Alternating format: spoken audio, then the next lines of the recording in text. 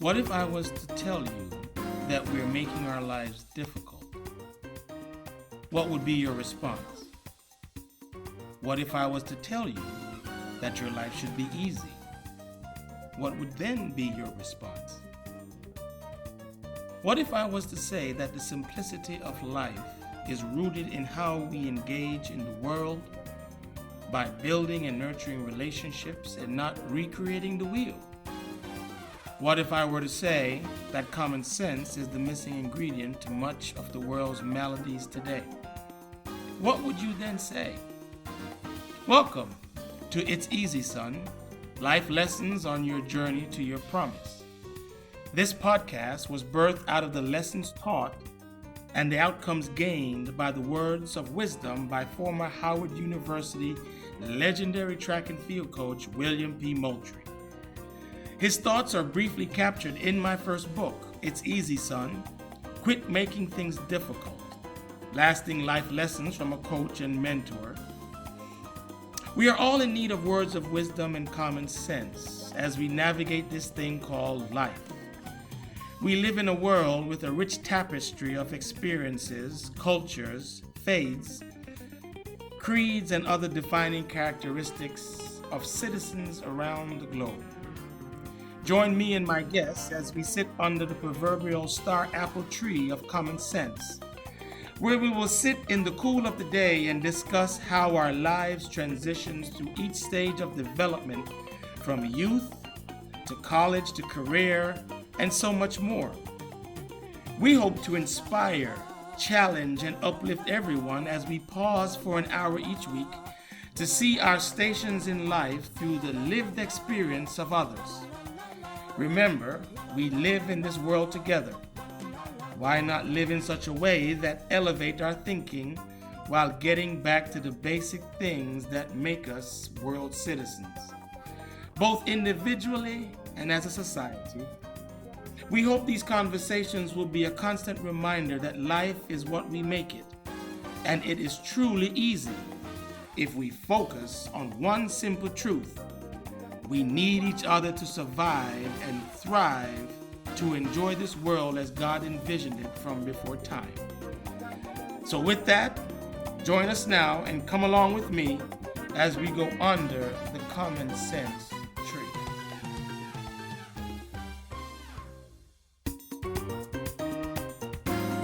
Well, ladies and gentlemen, good afternoon, good morning, whatever time this will air on our radio stations. I wanted to say first and foremost that I am extremely excited.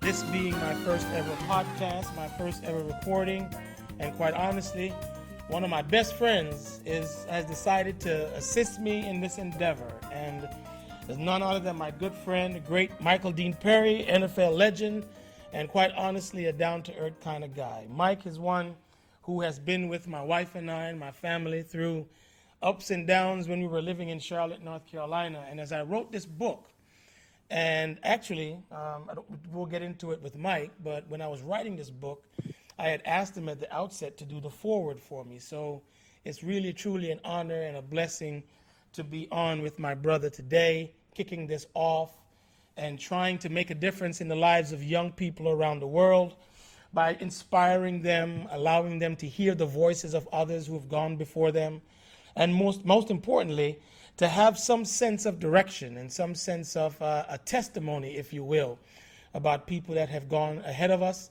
and who have done incredible things, not only in their chosen endeavor, but as they give back to folks in communities and households and just name it in terms of giving back, trying to lift others up. Ladies and gentlemen, joining me this morning for my first ever interview, my first ever podcast meeting, interview, session, whatever we want to call it. Ladies and gentlemen, my good friend, Michael Dean Perry. Mr. Perry, how are you, sir? I'm doing fine, Mr. Hector. How about yourself? If you got any better, I need a twin. I couldn't handle it by myself. I know that's right.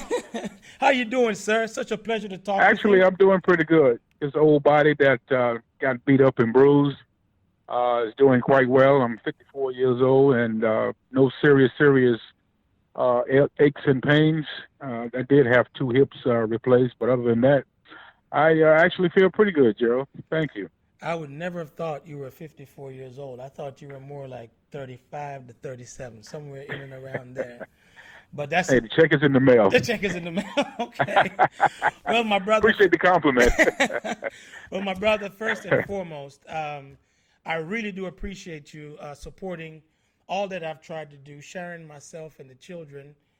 You have a special place in our hearts for all that we've been through over the years, my time in Charlotte, North Carolina, and quite honestly, you just being the person that you are, I couldn't think of a more incredible person to have on this show today. So what I'd like to do is, as you are my first guest, and I'm an accountant and a CPA. I count money for a living, so this interviewing radio stuff is not in my wheelhouse. But my wife keeps telling me that I have the gift of gab, so it's an interesting mix between the two.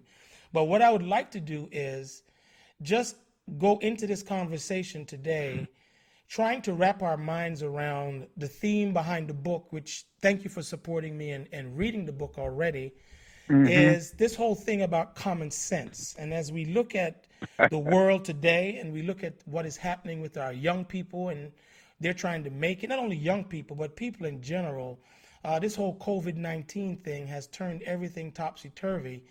But there are some things that are innate in us, in that we are born with them, common sense. So I'd just like to share with the listeners some semblance of how did you start out on this journey? If you could take us back to your time growing up in Aiken, South Carolina, what was that like, and your family setting, structure, and just walk us through and where you are today to be such a wise individual. Okay, first of all, you say I have a special place in you and Sharon and Kid's heart, but the listeners need to also know that you have a special place at my table, because every time you come over, we're always eating. So that was one of the things that Jesus did. Wherever he went, they always sat down and ate. So I guess you're following the steps of Christ, sure enough. Yes, sir. That's right. That's right. But I had to throw it on you, Gerald. That's okay. That's okay. That's what friends are for, right? That's what friends are for. Yeah, exactly. But in all seriousness, I grew up in Aiken, South Carolina, a little small city next to Augusta, Georgia. People always ask, well, where's Aiken? Where's Aiken? And I give them a reference point geographically. It's near Augusta, Georgia. And then they go, oh, okay, I know where you're at. But yeah, I'm the 12th child. I had 7 older brothers and sisters. Well, 7 older brothers, 4 sisters, 12 of us in all. And of course, being the youngest, I got beat up the most. And so it was always a loving environment, loving family. My mother and father worked. She was a dietitian at a private school, and my father, painted houses for a living. And we grew up. I'm not going to say we were poor, because back then we didn't know we were poor. We had food on the table. We had clothes on our back, and we were just enjoying life until somebody pointed out, you didn't have this, you didn't have that. Then you started to think, I wonder, okay, well, maybe I'm not as blessed as I thought. But looking back, just because you have resources, it doesn't mean that you're blessed. A lot of people kind of draw those two comparisons. And let me tell you, coming from Aiken, South Carolina, going to Clemson, graduating, playing in the NFL, and making millions of dollars, I tell people all the time, believe it or not, the happiest time of my life is, of course, when I was growing up in Aiken, South Carolina. Nobody wanted anything. I didn't have anything to give, so it was just purely love and just, the relationships that, we formed, the friends that I still have today, over 50 years, and it just, it was a great time. My mother, she was the matriarch, of course, but I always looked at my mother as the modern day Solomon. She had wisdom beyond her years. I mean, when you try to corner her or try to get like they say, the upper hand, she always had an answer, and the answer was just so plain and to the point that you couldn't dispute it. And that's the kind of woman she was. She had great values. She taught us great values. and she always taught and made sure that we respected and loved one another. I give you an example, Gerald. I can remember growing up. I was a young man, and one of the neighbors came out and said, "Hey, Mrs. Perry, you know what? You got some great children." She said, "Well, I do my best." I said, "But let me tell you this."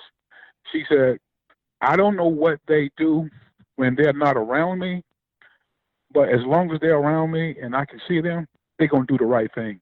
And she was absolutely right. When you're away from your parents, you kind of go and get into some kind of mischief, or you may try and do this. But the one thing that myself and my brothers and sisters always came back to is the foundation and the value system that that she instilled in us. I can remember one story she told, and not many people or parents would do this. And of course, like I said, it was 12 of us, and you know, we didn't have a lot of resources. So one of my older brothers, who went to this elementary school, and there was a coat left on the playground, and he brought it home. And so he put the coat on, and my mother saw it. She said, "Where did you get this coat?" And he said, "Well, I found it at the playground. Somebody left it." She said, "Well, take it off and go back to that playground at the elementary school and put it back where you found it." She said, "We don't do that here." And that's the kind of person she was. I mean, she just had very high standards for herself and for us. And that's the way I kind of, live my life and try to be. But isn't it interesting, Mike, that the folks that we consider our elders today, they just had this wisdom about them that's not necessarily garnered from book knowledge, but rather just, I don't know, maybe they were blessed by God from early on just to have it, but they didn't have formal education, but they had a way of saying things that, quite honestly, do you think if we would apply some of those just basic concepts today, some of the things that we're seeing in our society at large, would that have mitigated or helped us to see some of those things today? Well, there's no doubt about that. You talk about life lessons, and you talk about common sense, and we didn't have a lot to trying to find the right word.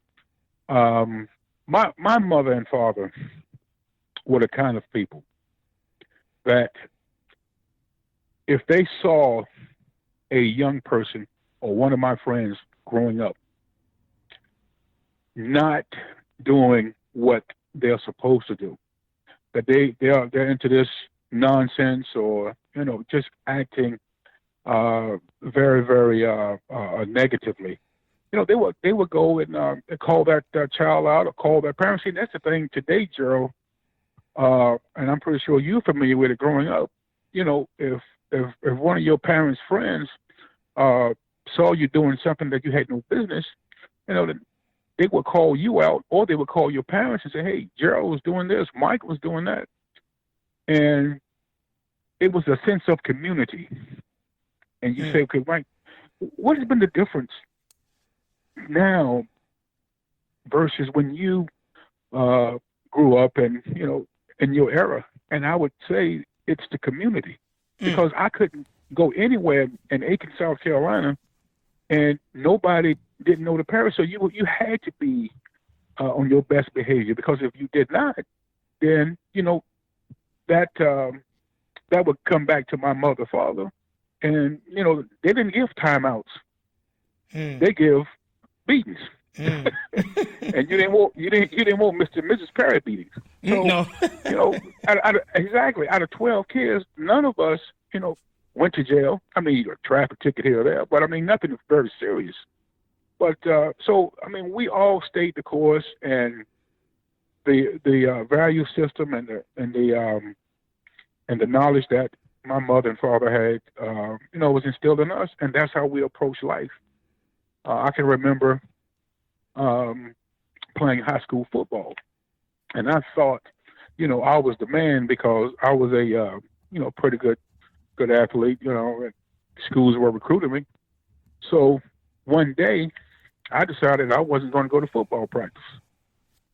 So I didn't go to football practice, and the head coach, Gary Smallin, uh, grabbed me before I went out to the practice field, and he grabbed me by my collar and he jacked me up. He said, "Let me tell you something." He said, "You are not like everybody else." He said, "You are different." He said, "You are a leader. Mm. What you think these guys would do if they see you do that?" He said, "You have to be an example to these guys."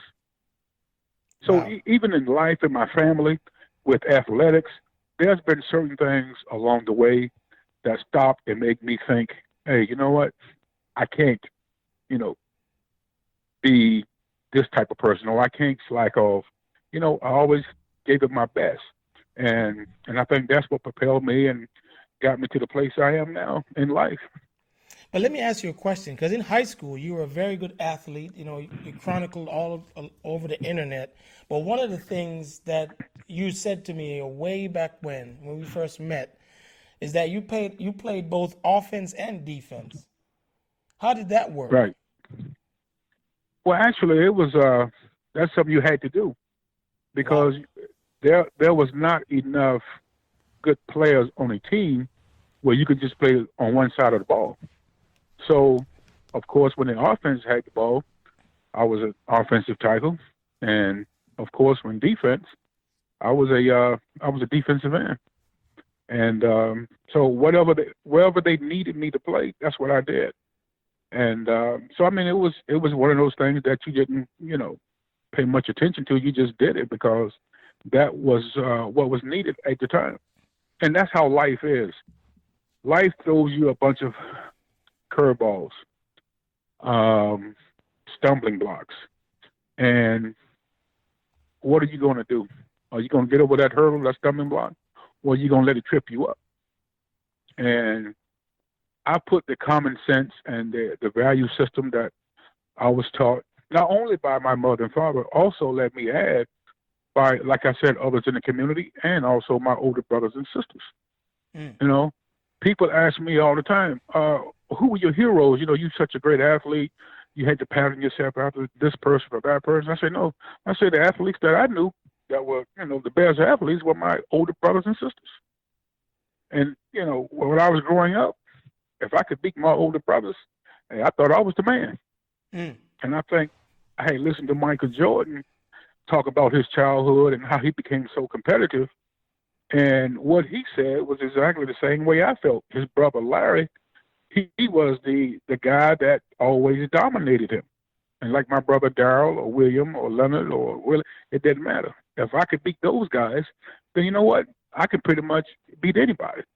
And that has helped me train and work hard because, I wanted to beat those guys. Those guys were my idols. So even in our family, looking up to my brothers and sisters, hey, I wanted to be like them or be better than them So, from an athletic standpoint. so hearing you say that, it would seem to me part of this whole common sense equation on going back to roots, family is key. The nuclear family, Absolutely. brothers, sisters, cousins. Absolutely. So we don't Right. see that much today. What do you think has happened to that family structure? Because if you turn on the television, obviously that's kind of biased because it shows you all the things that are wrong more often than not. But Right. today, in your sense, If what is your sense of the family today that will give young people, especially young, impressionable people, some sense of what family truly means? as you asked me that question, Gerald, and I look at how we were with our parents, they were the authoritarians. They did not try to be our friend. They Mm. didn't try to, get along with us in a sense of, okay, I don't want to upset him or I don't want to upset her. They said, hey, this is the law. This is Holly and Inez Perry's law, and you guys are going to abide by it. And if you don't, there's going to be some hostility in this house. To, today, I think parents wanting to be more friends with their children. And I think when that happens, I think a lot of respect is lost. Um, if you think about when we grew up, and you talk about grandmothers and grandfathers, you're talking about individuals who probably were in the 60s, late 50s, early 60s. Mm-hmm. You got grandparents now probably in their 30s, early 40s. That's a difference. Mm-hmm. I mean, I don't know I wouldn't know how to navigate through life, much less telling someone else how to navigate through life at such a young age. It was still a lot for me to learn. Some people get it. Don't get me wrong. Yeah, some people get it right, and they go on, and they're very, very, very successful. But for the majority of us, we're still learning ourselves. You know, the parent is 32, and the kid is 16. So I think what has happened is, because we have become younger parents, I think a lot of respect has been lost, because now you're only 14, 15 years older than your child. So I think that may be a reason as well. Wow. I mean, think about it. When we grew up, it was always Mr. and Mrs. I mean, today, most people call everybody by their first name. I mean, that ain't the worst thing in the world, but, when you talk about respect and you talk about how to approach, how to talk to someone, that speaks volumes. That's instant respect when you call someone Mr. and Mrs. And I think that's a lot of what is missing, is that respect. I didn't have to know Mr. and Mrs. Hector to meet Mr. and Mrs. Hector and say, "How you doing, sir? How you doing, ma'am?" And it's just how we were taught and how we were raised, that was the norm. What is the norm now, Gerald? If you say, okay, what is the norm? I don't know if there is a norm. No one in this era can say, hey, yeah, you know what? We were just like, no, you wasn't. We look at individuals that were, 20, 30 years older than us. They pretty much did the same thing. They addressed people with respect and were very respectful. And I think that's missing as well. Yeah, but most of what you're saying now, though, I spend a lot of time around young people in the work that I do, and they seem to be more free in terms of their thinking is more progressive, if that's the right word. I don't know if that's the right word either, but in terms of the boundaries, they are free thinkers, I guess is a good way to say it. But at the end of the day, they're still producing and they're still doing these things with technology and everything else, and the world has advanced in multiple ways. But one of the things I tried to raise in the book, in my book, is that even though we have the new knowledge and the technology, and very, very smart people today, obviously, doing some wonderful and incredible things, it seems to me what you're raising on the family structure, the respect piece, and everything else has to do with just relationships and managing those relationships. Is that a fair characterization? Because without those relationships, we'll have new stuff, but new problems. Right. And, because I played ball all my life, I can always go and draw comparisons to how does that apply, how does this apply. You're right.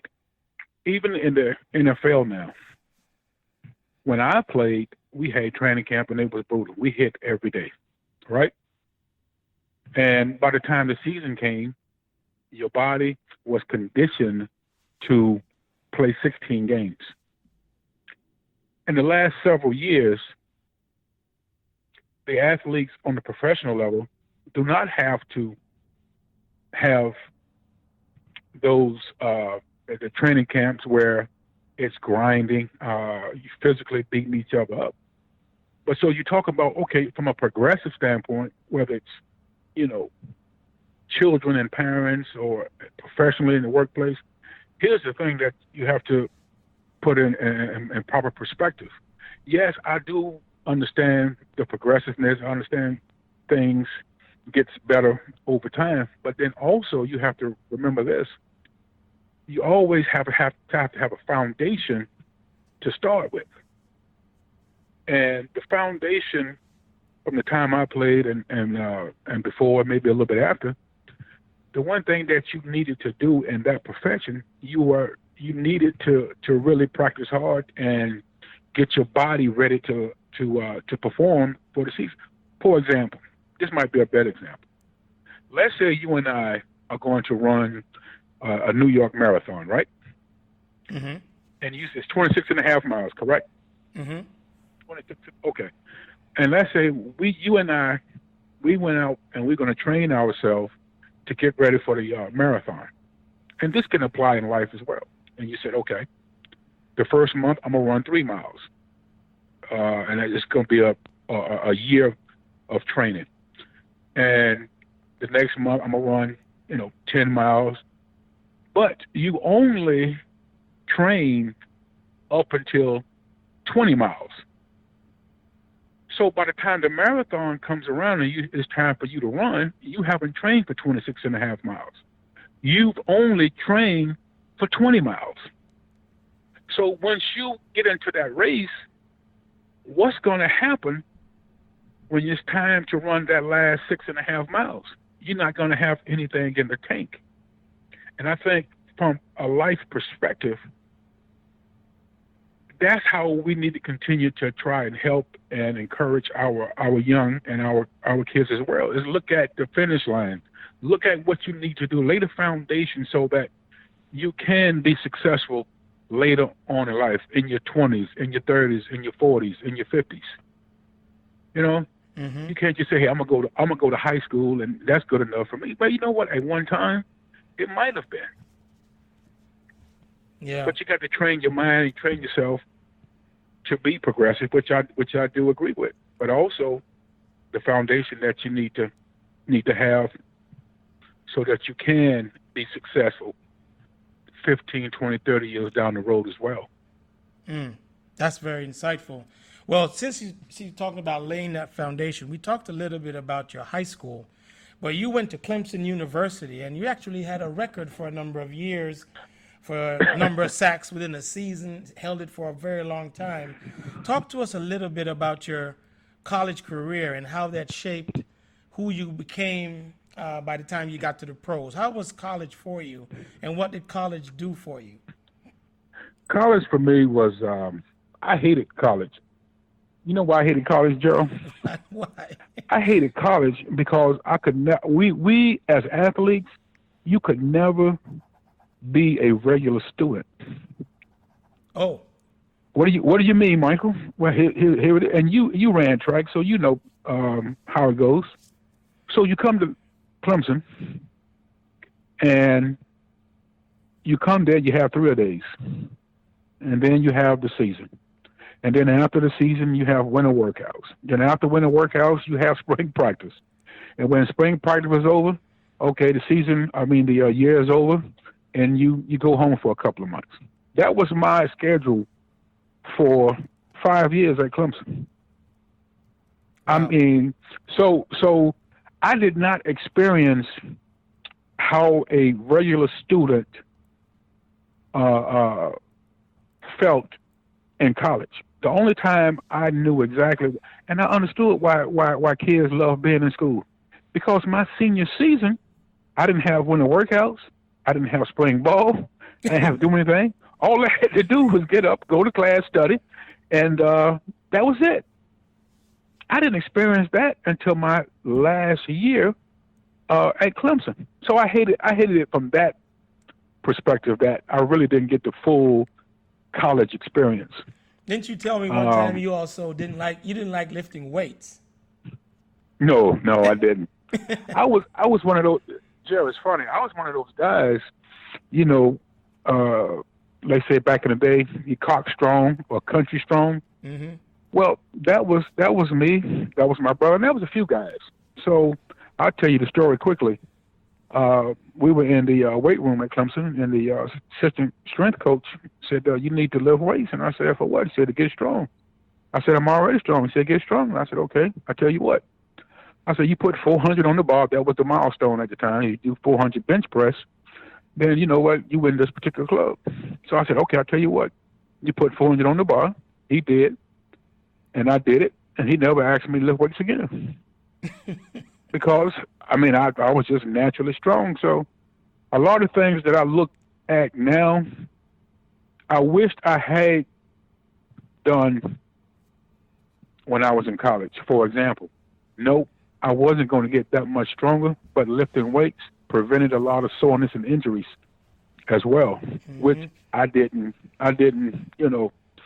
put into the equation. I just looked at it as, hey, I'm already strong. I don't need to lift weights to get strong, but there was other benefits to lifting weights that I didn't, think about at the time. And a lot of people don't know this. I've told this story when I go and talk to kids and others, and it's about on the education front. I graduated from Clemson, physical education. I said, but what is so interesting, Gerald, is that I never thought I was good enough to play pro ball. What? Yeah, I never thought I was good enough to play pro ball. So I'm at practice one day, and this scout from the Chicago Bears, where William, my brother, was playing at the time, and I was a junior, and he came up to me, and he said, "Michael, I've been watching you. I said, let me tell you something." I said, "Okay." He said, I said, well, what is it? He said, "You are better than Steve McMichael, who was a pretty good defensive tackle for the Chicago Bears at the time." And he said, "You're better than this guy already." And I'm like, "Yeah, right. This guy blowing smoke because, I'm Williams' brother and Williams in Chicago, so he's just saying something nice." But I saw that same scout years ago at a restaurant, and we chatted. And he said, and I told him, I said, "Man, you know what? I always thought you were just, shooting the breeze with me." He said, No. He said, "I saw you and I saw how you play, and you were pretty good." So yeah, I didn't even think I was good enough, Gerald, to play pro ball. I really didn't. I was going to. Huh? But you asked. Go ahead. Go ahead. I'm sorry. No, I was going to say I'm sure people are shocked to hear that Michael Dean Perry didn't think he was good enough to play pro ball. That to me is very, very surprising. But if you think about athletes today, every athlete now think they're going to play pro ball. That's probably a guy that's not even starting think, "Oh yeah, I'm going to play in the NFL or I'm going to play in the NBA." I'm telling you, it's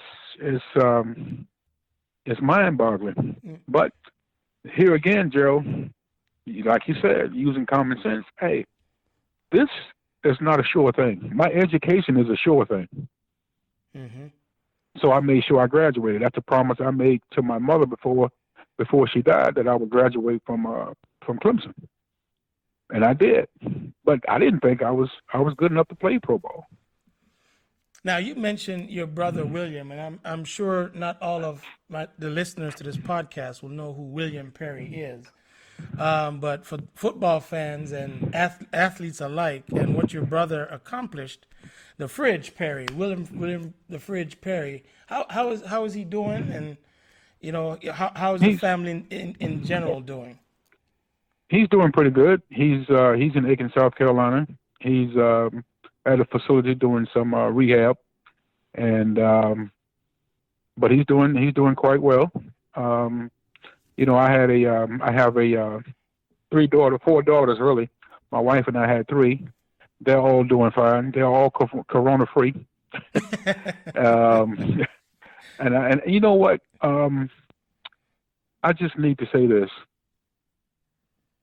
When the coronavirus first hit the United States, and they were talking about families who had to, sit in these long lines because there was no income, there was no job, and they had to go to these different places to get groceries.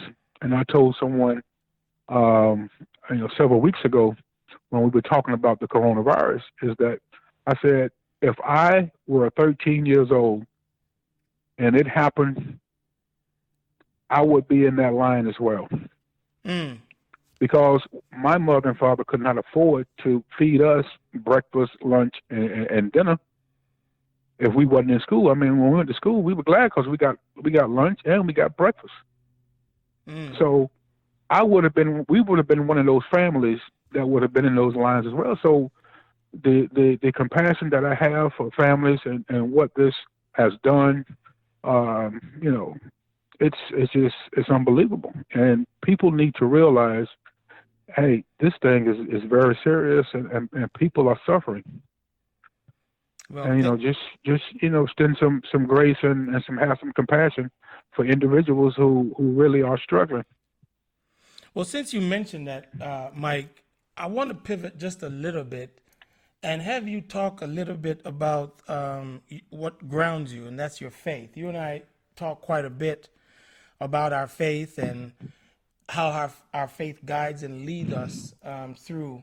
But you have shared with me some of the stories of when you were in the league and, Reggie White and some of these other things. Can you share a little bit of that with us about how your faith anchors you and what does your faith mean to you? Well, my faith is first and foremost. My mother, she wouldn't always go to church, but she would always send us to church. So pretty much every Sunday, as long as I can remember, I was in church or Sunday school, and in the choir, which of course I could not sing, but I was a great lip syncer, and but yeah, we were always in church, and that was no doubt the foundation of where I'm at today. And what's interesting is the NFL, and I can't speak for the NBA, but the NFL like rebels,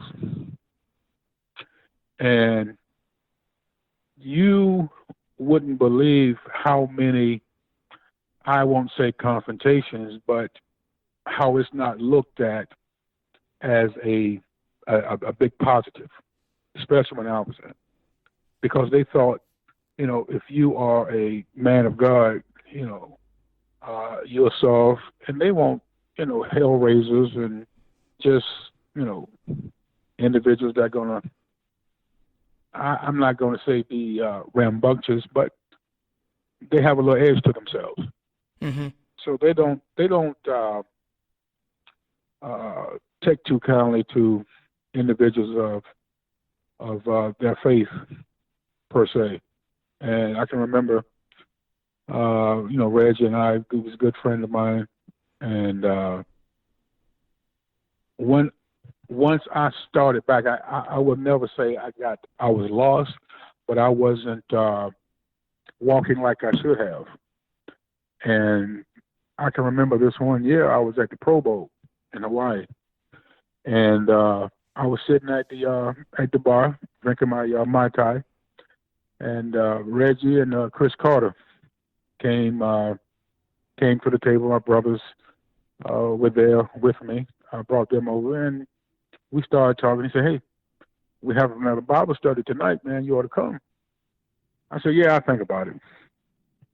And it had to be the Spirit of God, Gerald, because I wasn't thinking about the Bible study at that time. I was thinking about my Mai Tais and just, having fun, but God had a different plan. Mm. And sure enough, I decided, my wife at the time and a couple others, to go to Bible study and rededicated my life to the Lord, and it's just been that way ever since. Mm. Now, Yeah. that is a testimony in and of itself. And one of the things that has always intrigued me whenever I listen to you speak, even if we're just joking around or I'm over by your house eating, you always had the anchor. But talk to us a little bit about your pro career, because not too many people can say they had a McDonald's sandwich named after them. So Aside You've from been you, doing some homework, I've been huh? doing my homework. So the MDP, right? So Yeah, tell us a little MVP. bit about your Heart attack on the bun. heart attack.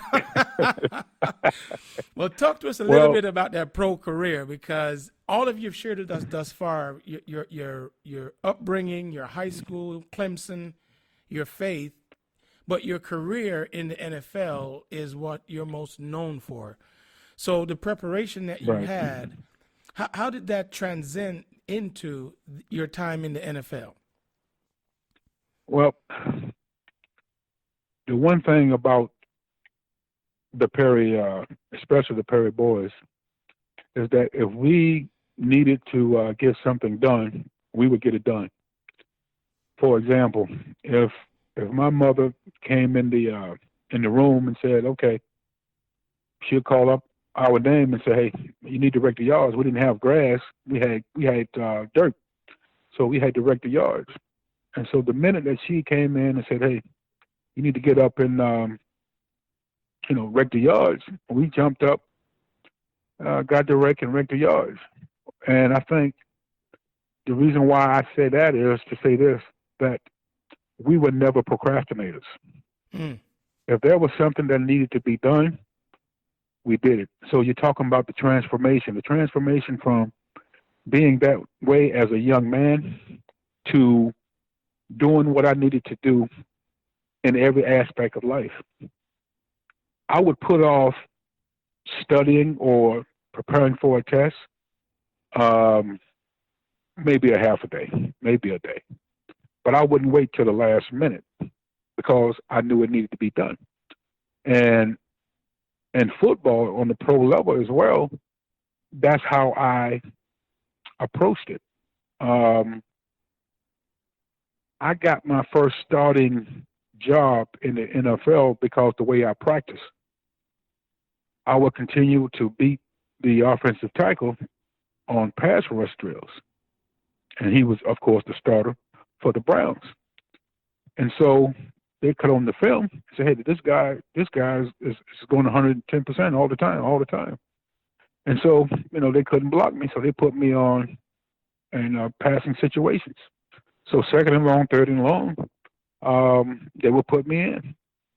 And believe it or not, I started out at defensive end for a year or so, and then they moved me back into defensive tackle where, I got all the honors, Player of the Year, Pro Bowl, and, just became an outstanding player.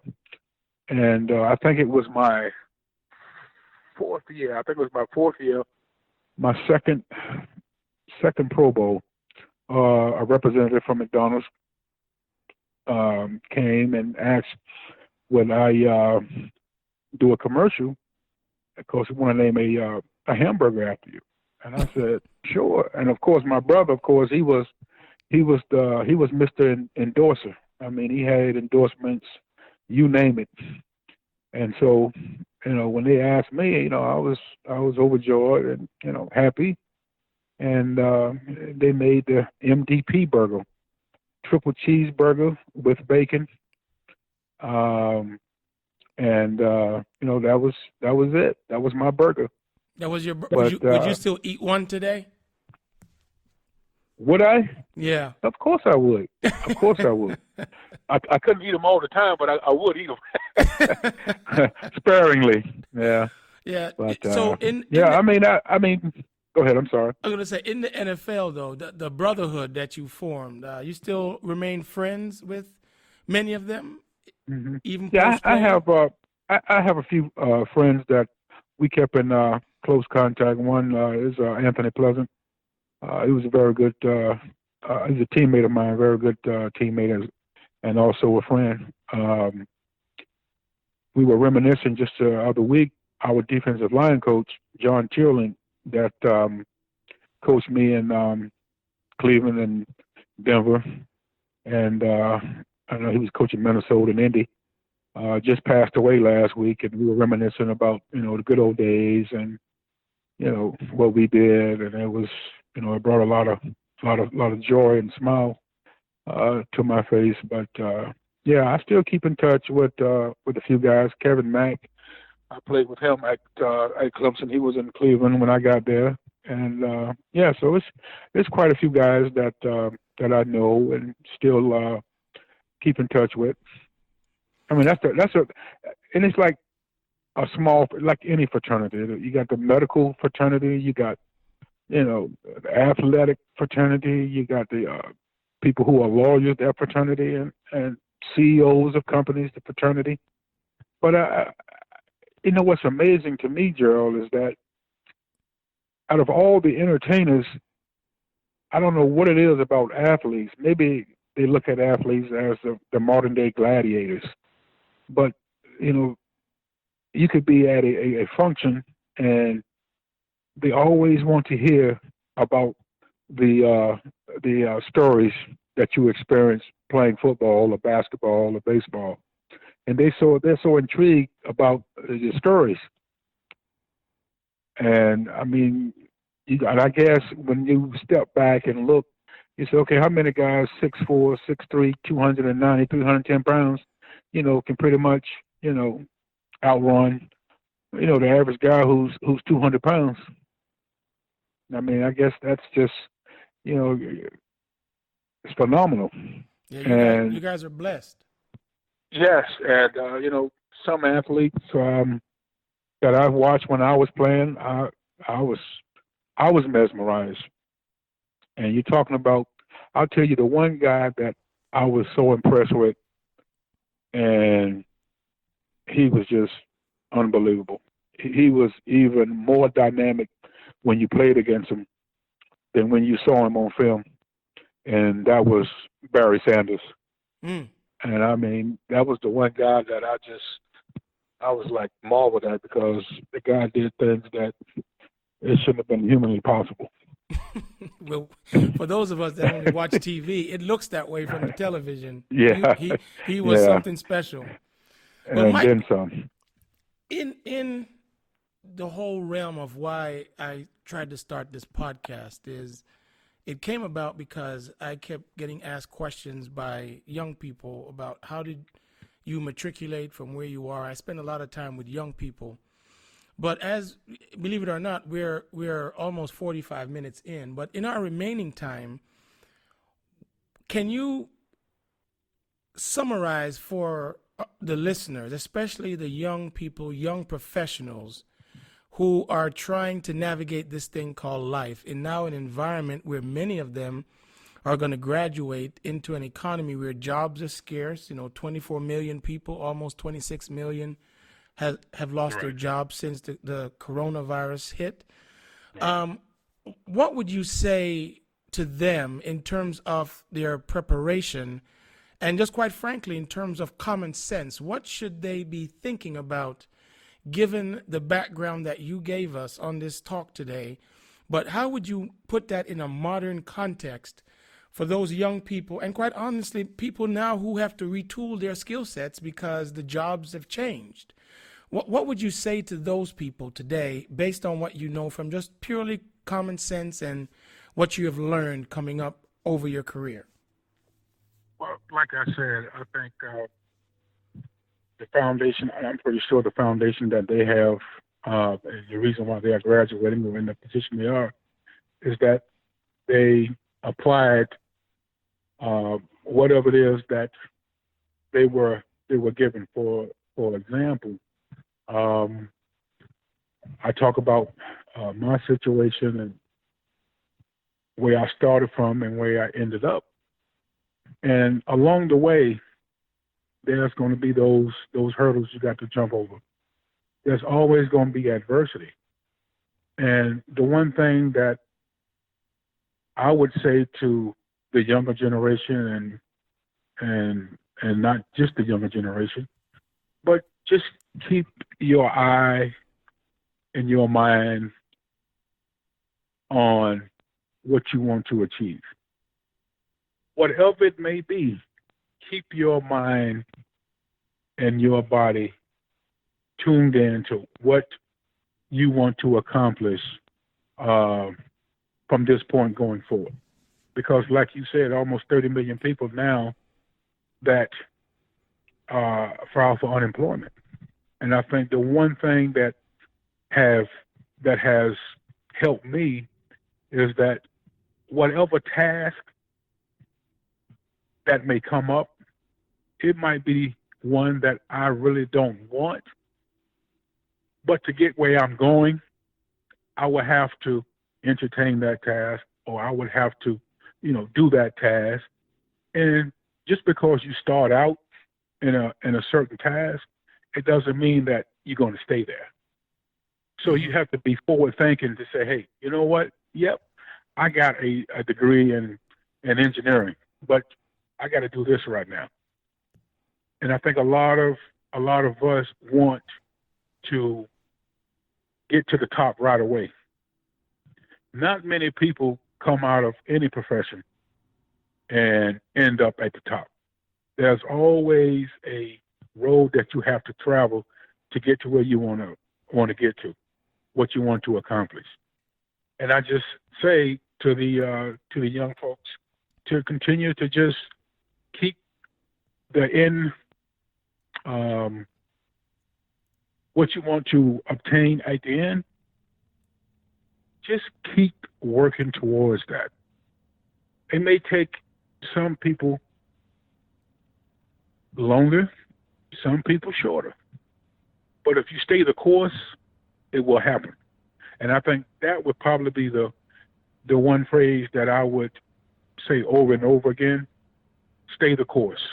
From my childhood to high school to college, pro, I stayed the course. Whatever they wanted me to do in any scenario, from my mother raking the yards to, going up to professional ball and say, hey, we don't want you to play defensive tackle. We want you to play defensive end. Okay, no problem. Stay the course. If you stay the course and you're willing to put the time in and show the individual, that coach or that boss, that, hey, and you know what? The more versatile you are, the more you can do and the more valuable you are. And I think that was the one thing in my career that I looked at. I could have been a A student. I could have been a great athlete. I could have been whatever I wanted to, because I never had that doubt that I could do it. Anything within reason, I could do it. But the one thing that you have to have, Gerald, is you got to have a strong mindset.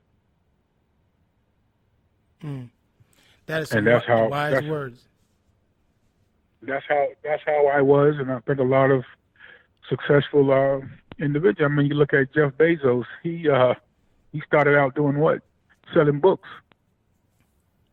That's true. Starting point. Yeah, people don't remember. That's how he started. He's selling books. And if you have a lot of naysayers around you, please get rid of them. How about that? Can you say that again? If you have a lot of naysayers around you, please get rid of them, because they will bring you down. They will cause you to doubt yourself. When you are adamant and when you are strong about what you want to do in life, how you want to get there, that's your dream, that's your goal, that's your vision. Pursue it. Pursue it. That's some good. Don't let anyone take that. Don't let anyone tell you that you can't. Who would have thought that you had two guys in the same family make it to the NFL? And it could have been, a couple more of my brothers, but opportunity didn't present itself at that time. But so I mean, it's just, you have to stay the course. You have to stay the course. The degree doesn't make you smarter. All it tells that boss, that individual, is that he's trainable. He stayed the course. She stayed the course. That's all it says. And Gerald, I'm pretty sure you could probably give a statistic better than I can. What percentage of individuals who graduate from college actually work in their field, except for maybe like doctors or lawyers? But for the most part, you end up finding something else until, you get to where you want to go. or till something else opens up. And that's how you have to be. Just stay the course. Wow. Don't, huh? I was going to say, you just raised something in my mind. The remaining time we have, someone said to me the other day, the task is so large. Mm-hmm. It just rests with me that the person basically is saying, or as one politician I heard in my home country, Jamaica, it's attributed to, says there's a generation that's irredeemable. But how do you see, in the remaining time we have, how do you see those of us who have gotten to a certain point where we can now look back and help someone, but we just don't know how to engage to help, especially our young people? What would you say to those folks who want to help, but they don't know how to engage?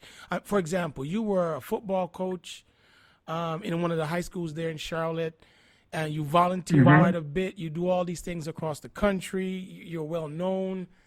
But you still find the time to give back. What would you say to the brothers and sisters that want to give back, but they don't know how to become engaged?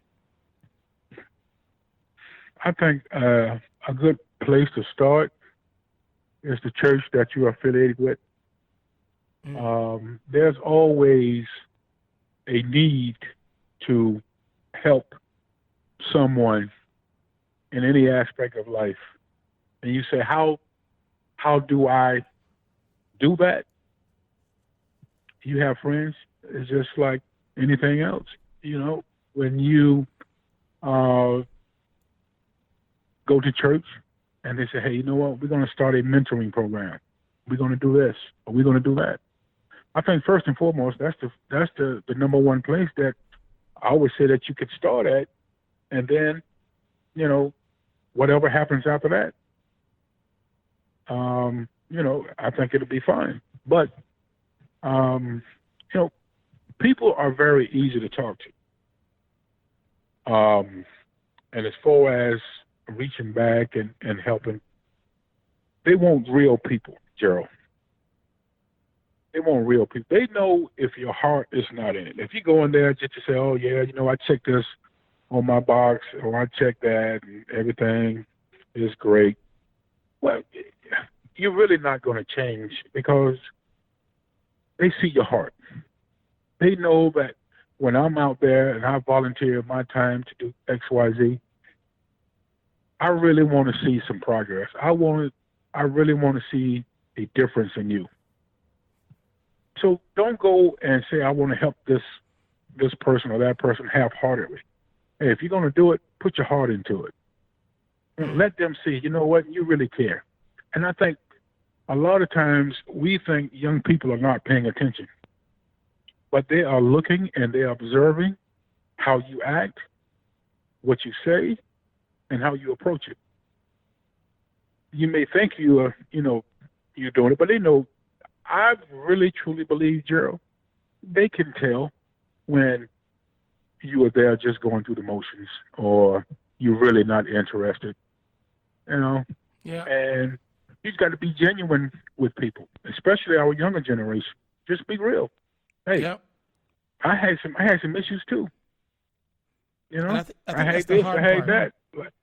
I think that's the hard part for many people, is to admit to young people today that they too made mistakes. As the young Right. people will tell me every day, they'll say, Mr. Hector, we can spot a phony a mile away. That's right. They got like That's right. phony radar. They just boop, boop, Oh, boop, yeah. and pick you out. Absolutely. Well, Mike, you know Absolutely. what? Believe it or not, this hour just flew by. And I would be remiss if I didn't say to you, my brother, thank you so much for being there for me and my family.